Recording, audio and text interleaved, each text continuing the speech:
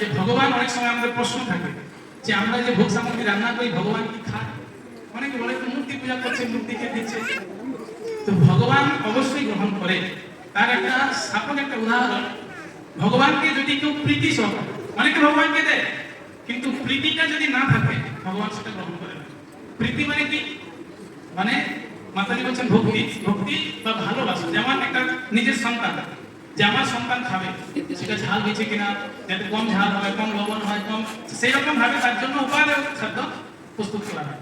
তো ঠিক সেই রকম ভগবানের জন্য আমরা ভালোবেসে অত্যন্ত সুস্বাদু প্রসাদ, সুস্বাদু ভোগ সামগ্রী আমরা রন্ধন করে ভগবানকে যখন অফারিং করবো, ভগবান সেই ভক্তের দেওয়া নৈবেদ্য গ্রহণ করেন। তো এইরকম ভাবে যখন জানতে পারলেন যে গোবর্ধনের পূজা হচ্ছে, তখন দেবরাজ ইন্দ্র অত্যন্ত প্রধান্বিত হলেন। দেবরাজ ভাবছে যে আমি হচ্ছি সর্বেশ্বর, আমার পূজা বাদ দিয়ে পাহাড়ের পূজা হচ্ছে, এটা তো ঠিক না।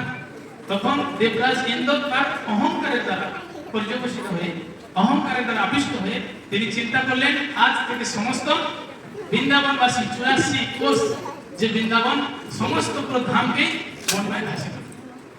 এই কথা যেই চিন্তা করেছে, প্রলয়ের সময় যে মেঘ আসে, সাম্বর্তক মেঘ, সেই প্রলয়কালীন মেঘকে তিনি প্রেরণ করলেন।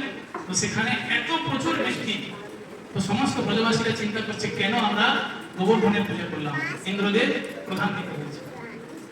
তো ভগবান তখন বাম হাতে করে আমলে তিনি এক বিশাল পাহাড় আমলের উপর উত্থাপন করেন। তো ওইখানে ভাগবতমের শিক্ষা দিচ্ছেন।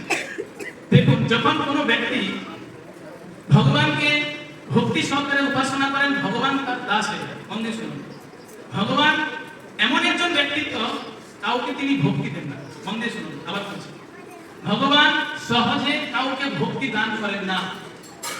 আরেকটা বিষয়, আপনি নিজের সাধনার দ্বারা ভক্তি লাভ করতে পারবেন না। তাহলে ভগবান দিবে না, আপনি লাভ করতে পারবেন না, তাহলে পাবো কিভাবে? চৈতন্য চরিতামৃতে বর্ণনা আছে, ভগবান ভক্তিকে রাখেন লুকিয়ে রাখেন। কেন? ভগবান বলছেন যদি আমি কাউকে ভক্তি দেই তাহলে আমাকে তার দাস হতে হবে। যদি আমি কোনো ভক্তকে আমার ভক্তি প্রদান করি তাহলে আমাকে কি হতে হবে? সেই ভক্তের দাস হতে হবে। উদাহরণস্বরূপ ভগবান বলছেন আমি অর্জুনকে দিয়েছিলাম, আর অর্জুনকে দেওয়ার কারণে আমাকে রথের সারথি হতে হয়েছে।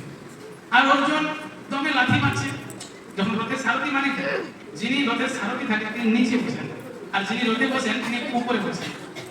যখন যুদ্ধ হয়, যুদ্ধের সময় কোনো সিগন্যাল দেওয়ারই নেই যে তুমি ডান দিকে চলো, বাম দিকে চলো, সোজা চলো, এরকম না। যেদিকে লাঠি পড়বে সেদিকে গাড়ি চলবে। অর্থাৎ যদি ডান দিকে লাঠি মারে ভগবানের, তাহলে ডান দিকে গাড়ি চলবে। যদি বাম দিকে লাঠি পড়ে তাহলে বাম দিকে চলবে। আর যদি পিঠে পড়ে সোজাসুজি, তাহলে সোজা